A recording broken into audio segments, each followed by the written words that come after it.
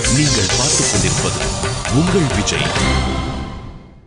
Welcome to நடந்தது என்ன. அனைவருக்கும் கோபிநாத்தின் அன்பு வணக்கம். இன்று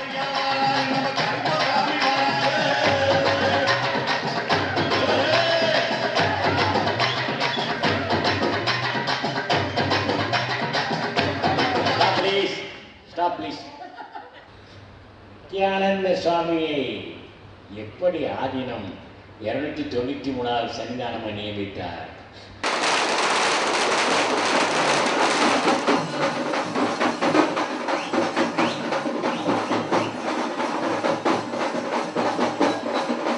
மதுரை ஆதீனத்தின் அடுத்த வாரிசாக நியமிக்கப்பட்டார் நித்யானந்தா.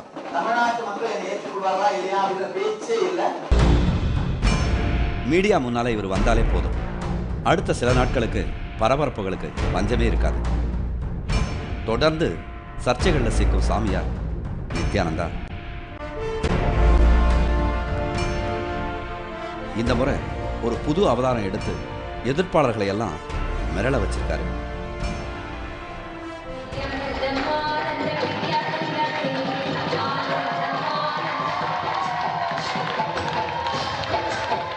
மதுரை ஆதீனத்தோட அடுத்த வாரிசா நியமிக்கப்பட்டிருக்காரு சாமியார் நித்யானந்தா.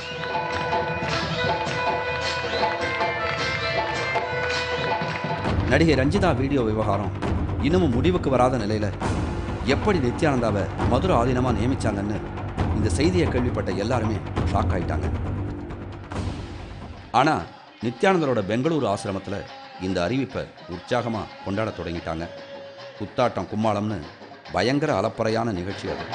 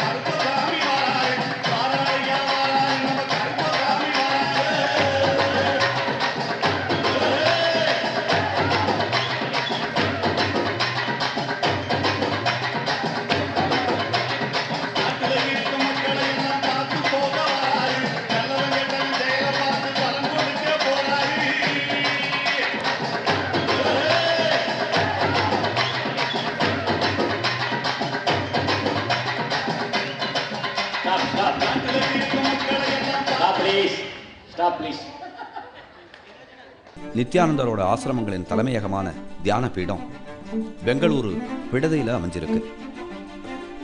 அங்கதான் கடந்த 27ஆம் தேதி திடீர்னு இப்படி ஒரு கலகலப்பான நிகழ்ச்சி ஏற்பாடானது. மதுரை ஆதீனத்தின் அடுத்த தலைவரா நித்யானந்தா நியமனம் செய்யப்படுறதை அறிவிப்பதற்காக நடத்தப்பட்டது இந்த விழா. மதுரை ஆதீனத்தோட தனிச்சிறப்புகளை தெரிஞ்சுக்கிட்டாதான் இந்த தலைவர் பதவி நியமனத்தோட முக்கியத்துவத்தையும் உணர்ந்து கொள்ள முடியும்.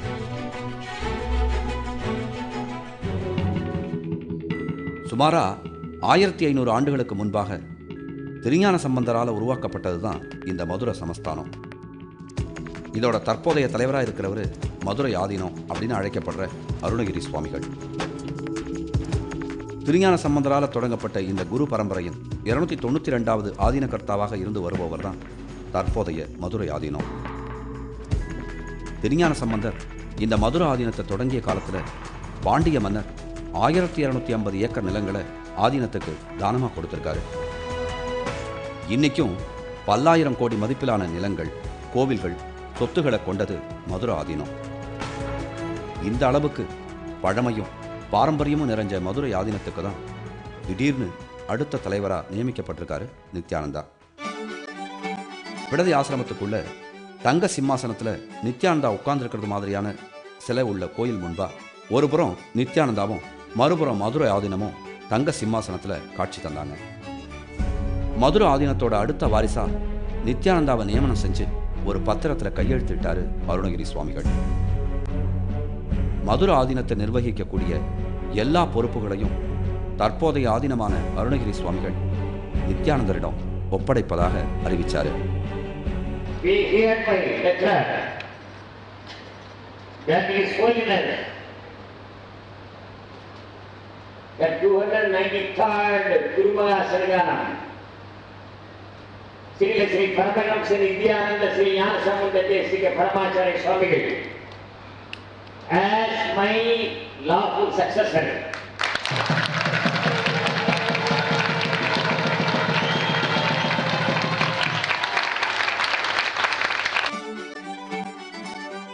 இதுவரைக்கும் பரமஹம்ச ஸ்ரீ நித்யானந்த சுவாமிகள் என்றிருந்த இவரோட பெயர் இனி ஸ்ரீ பரமஹம்ச நித்யானந்த ஸ்ரீ ஞானசம்பந்த தேசிக பரமாச்சாரிய சுவாமிகள் அப்படின்னு மாற்றப்பட்டது.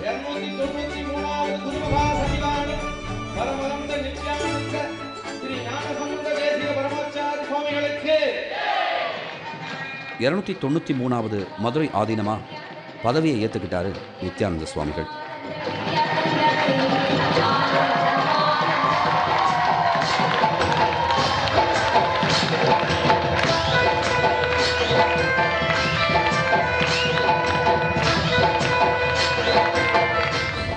புதிய தலைவரா பொறுப்பேற்றுக்கிட்டதுமே சில அதிரடியான அறிவிப்புகளை வெளியிட்டாரு.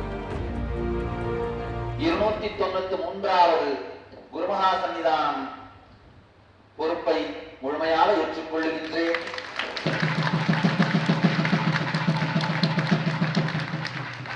நானும் இந்த நித்யானந்த தியானவிடமும் மதுரை ஆதீனத்திற்கு கட்டுப்பட்டவர்கள், கடமைப்பட்டவர்கள்.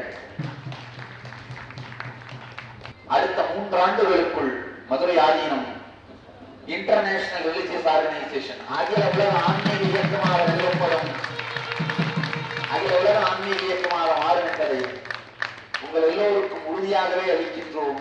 உடனடியாக சன்னிதானத்தின் பாதங்களில் 1 கோடி ரூபாயை மதுரை ஆதீனத்தின் ஆன்மீக சமூக பணிகளுக்காக அர்ப்பணிக்கின்றோம். மதுரை ஆதீனத்துக்கு சொந்தமான எல்லா ஆலயங்களும் உடனடியாக புனரமைக்கப்பட்டு இந்த ஆண்டுக்குள்ளாகவே கும்பாபிஷேகம் நடத்தப்படும்.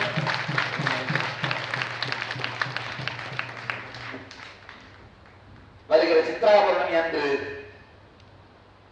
மதுரை ஆதீனம் 292வது குருமகா சன்னிதானம் அவர்களுக்கு தங்க சிம்மாசனமும் தங்க பாதையும் தங்க கைக்கலமும் வழங்கப்படும். ஜூன் மாதம் முதல் தேதியிலிருந்து 5ஆம் தேதி வரை நிலைக்கும் நடக்க இருக்கும் குரு பூஜையின் பொழுது 292வது குருமகா சன்னிதானம் அவர்களுக்கு கனகாபிஷேகம் செய்யப்படும்.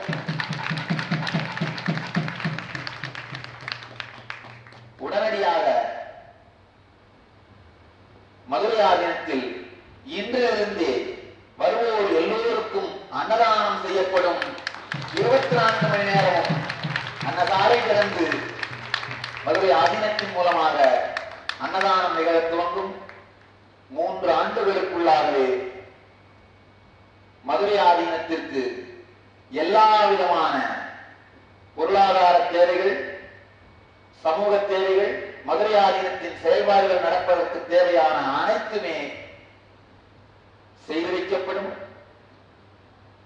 சில ஆண்டுகளுக்குள்ளாகவே மருத்துவக் கல்லூரியும் மதுரை ஆதீனத்திற்காக செய்து வைக்கப்படும். இவைகளெல்லாம் உங்கள் எல்லோர் முன்பாகவும் அறிவிப்பாகவும் உறுதிமொழியாகவும் எடுத்துக் கொள்ளுகின்றேன். நடிகை ரஞ்சிதா வீடியோ விவகாரத்தால சர்ச்சைகளில் சிக்கியிருக்கிற நித்யானந்தாவை மதுரை ஆதீனத்தின் அடுத்த தலைவரா நியமிக்கலாமான்னு எழக்கூடிய கேள்விகளுக்கெல்லாம் அதிரடியா விளக்கங்களை அளித்தாரு தற்போதைய மதுரை ஆதீனமான அருணகிரி சுவாமிகள். தெளிவான குருவாக இருப்பவர்கள் தான் இந்த நாட்டுக்கு சேவை செய்ய முடியும். தெளிவாக இருப்பவர்கள் தான் பிறருக்கு நன்றாக உபதேசம் செய்ய முடியும். அருமை பெருமக்களே,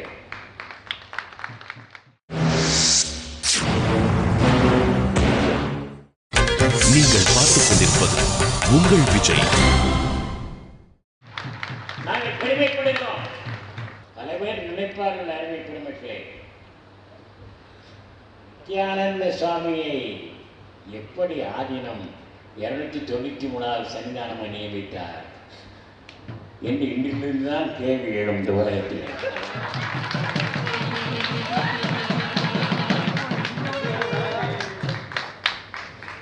இவரை நியமிக்கலாமா என்று கேட்பார்கள்.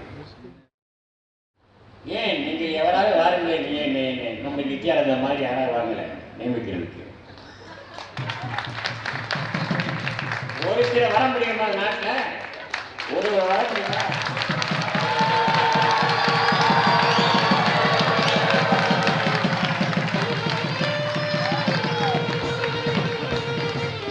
எனக்கு ஒரு நல்ல ஆற்றல் மிக்க எழுச்சி மிக்க ஒரு இளைஞனை எவ்வளவு பெரிய பெருமை என்பதை எழுதி பார்க்கிறோம். அது எங்களுடைய தவம், எங்களுடைய நாங்கள் செய்த புண்ணியம். அவர் எங்களுக்கு கிடைத்திருக்கிறார்.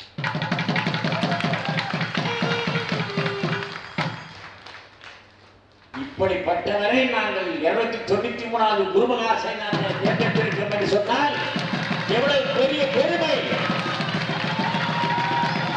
நாட்டுக்கு பெருமை, உலகத்துக்கு பெருமை, திருஞான சம்பந்த பெருமாளுக்கு பெருமை, உலகத்துக்கெல்லாம் பெருமை. உலகத்திலே இருக்கின்ற சிவபெருமானை வணங்குகிற பெருமக்கள் அத்தனை பேருக்கு பெருமை.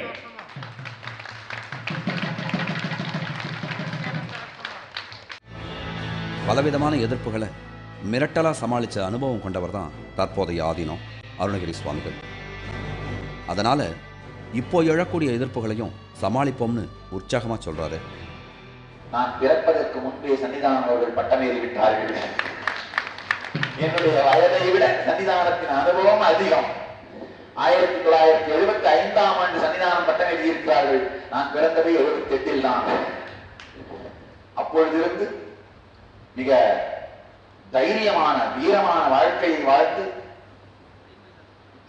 மதுரையின் சன்னிதானத்தின் சொத்துக்களை எல்லாம் மீட்டெடுத்து முறையாக மடாலயத்தை நிர்வகித்து நடத்தி தவறாது மீனாட்சி சுந்தரேஸ்வரரின் பூஜைகளை செய்து சொக்கநாதருக்கும் மீனாட்சிக்கும் எல்லா சேவைகளையும் செய்து உலகம் முழுவதும் சென்று ஞானசம்பந்தரின் கருத்துக்களை பரப்பி ஒரு முழுமையான குருமகா சன்னிதானத்தின் பொறுப்புகளை நிறைவு செய்த வாழ்க்கையை சன்னிதானம் அவர்கள் வாழ்ந்து முடிந்திருக்கிறார்கள்.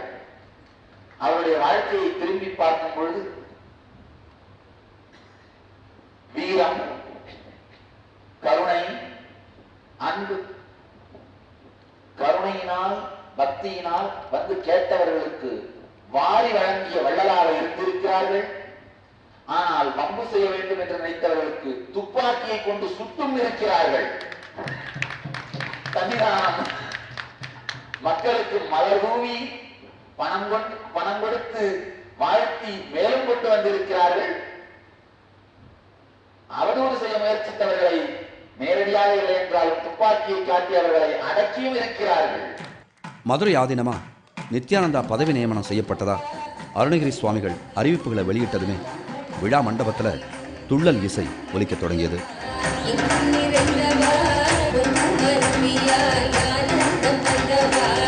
அங்க கூடியிருந்த பக்தர்கள் வெளிநாட்டு பக்தர்கள், நித்யானந்தரோட சீடர்கள், பெண் சன்னியாசினிகள், தியானபீட நிர்வாகிகள் என கூட்டமே அதிரடியா நடனமாடத் தொடங்கிச்சு. உற்சாகம் தொற்றிக்கொள்ள சிம்மாசனத்தில் இருந்தபடியே டான்ஸ் மூமெண்ட்டுகளை கொடுத்து கூட்டத்தினரை மேலும் உற்சாகமாக நடனமாட செஞ்சாரு அருணகிரி சுவாமிகள்.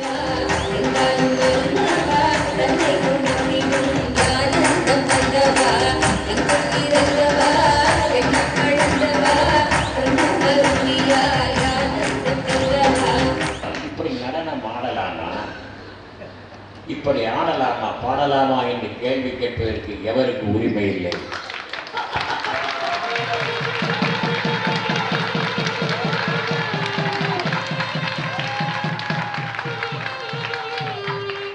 நடராஜ பெருமானுடைய ஆட்டத்தை அவருடைய பிள்ளைகளாக நாம் இருக்கிறோம், நாம் ஆடுகிறோம்.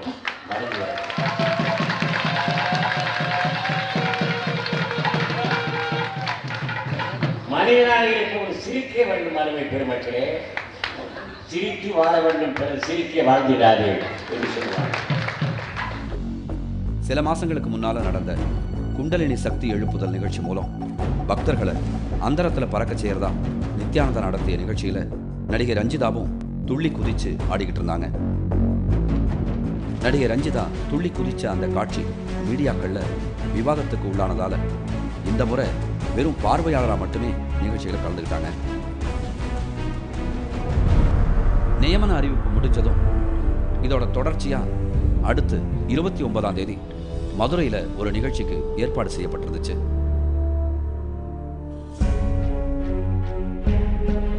மதுரை ஆதீனமும் நித்யானந்தாவும் ஒரே கேரவன்ல மதுரைக்கு வந்தாங்க. மதுரை ஆதீன மடத்துல வச்சு நித்யானந்தாவுக்கு அடுத்த தலைவரா பொறுப்புகளை வழங்கும் விழா நடந்துச்சு. ஆதீன பொறுப்புகளை நித்யானந்தா ஏற்றுக்கிட்டதும் 2 பேரும் பத்திரிகையாளர்களை சந்திச்சாங்க. தன்னோட நோயை நித்யானந்தா தான் சரி செஞ்சாருன்னு புகழாரம் சூட்டினாரு மதுரை ஆதீனம். நித்யானந்த பரமாச்சாரிய சுவாமிகள் அவர்கள் இந்த நோய்களை குணமாக்குகின்ற ஒரு நல்ல வல்லமையை எல்லாம் வல்ல இறைவனால் பெற்றிருந்து பல நோய்களை குணமாக்கி இன்னும் சொல்ல போனால் எங்களுக்கு கூட வீசி இருந்தது, அந்த வீசியை கூட குறைத்த பெருமை அவர்களை சாரும். நடிகை ரஞ்சிதா வீடியோ விவகாரம் பற்றியும் பத்திரிகையாளர்கள் கேள்வி கேட்க 2 பேரும் அதுக்கு பதில் சொன்னாங்க. நித்யானந்தர் என்று சொன்னால் ஒரு தவறுதலான ஒரு இம்ப்ரெஷன் இந்த சமுதாயத்தில் ஏற்பட்டு விட்டது. ஆனால் நாங்கள் தெளிவாக சொல்லுகிறோம், நித்யானந்தா அவர்கள் மீது சாட்டப்பட்ட குற்றச்சாட்டுகள் அனைத்தும் பொய்யானவை என்பதை மாத்திரம் இங்கே எடுத்துக்காட்ட விரும்புகிறோம். பொறாமையின் காரணமாக, அறியாமையின் காரணமாக, புரிந்து கொள்ளாமையின் காரணமாக அவ்வாறு குற்றச்சாட்டுகள் எழுப்பப்பட்டன என்பதை தெரிவித்துக் கொள்கிறோம். எனவே ஒரு சிறந்த ஞானி is a sage and saint, so we have selected as a 293rd Guru Maharaj of this oldest and ancient mart in India என்பதை தெரிவித்துக் கொள்கிறோம். நெக்ஸ்ட், நீங்க சகோதரி ரஞ்சிதா கூட இருந்த இதுக்கு வந்து அது ஒரு ஆன்மீக ஆராய்ச்சின்னு சொல்லி ஒரு பத்திரிகை பேட்டியில குறிப்பிட்டிருந்தாங்க. அந்த மாதிரி ஒரு ஆன்மீக ஆராய்ச்சி ஏதாவது இல்ல, அந்த நிகழ்வு நடந்ததுன்னு சொல்றதும் போய், நான் ஆன்மீக ஆராய்ச்சி சொன்னதும் போய், இரண்டுமே போயிருந்ததால 3வது கேள்விக்கு அர்த்தம் இல்லை. நீங்கள் பார்த்துக் கொண்டிருப்பது உங்கள் விஜய். மதுரை ஆதீனத்துக்கு ஏற்கனவே வாரிசு நியமிச்சு அவரை வெளியேற்றினதை பற்றியும் கேள்விகள் எழுந்தது. 2004 வந்து சாமிநாதன்றவர் இளையப்பட்டவன் அறிவிச்சிங்க.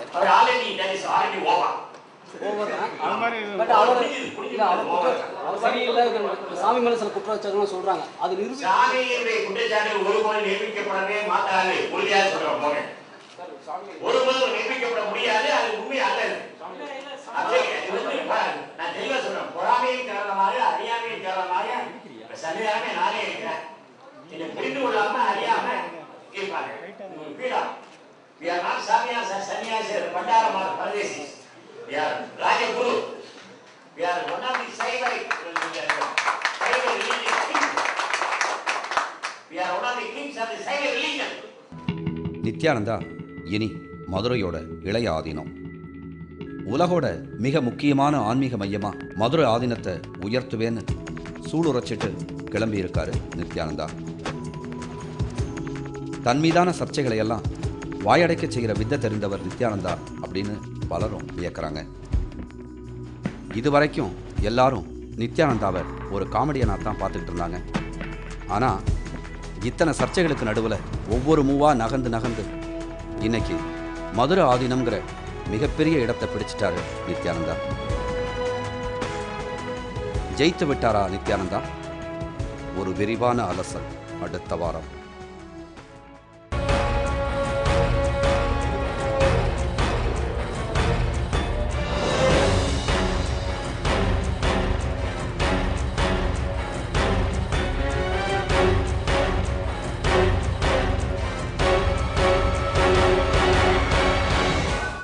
தற்கொலைக்கு தூண்டும் பேய் உயிர் பயத்தில் உறைந்திருக்கும் அந்த பகுதிக்கு ஒரு நேரடி விசிட் நாளை. மீண்டும் சந்திப்போம். நன்றி, வணக்கம்.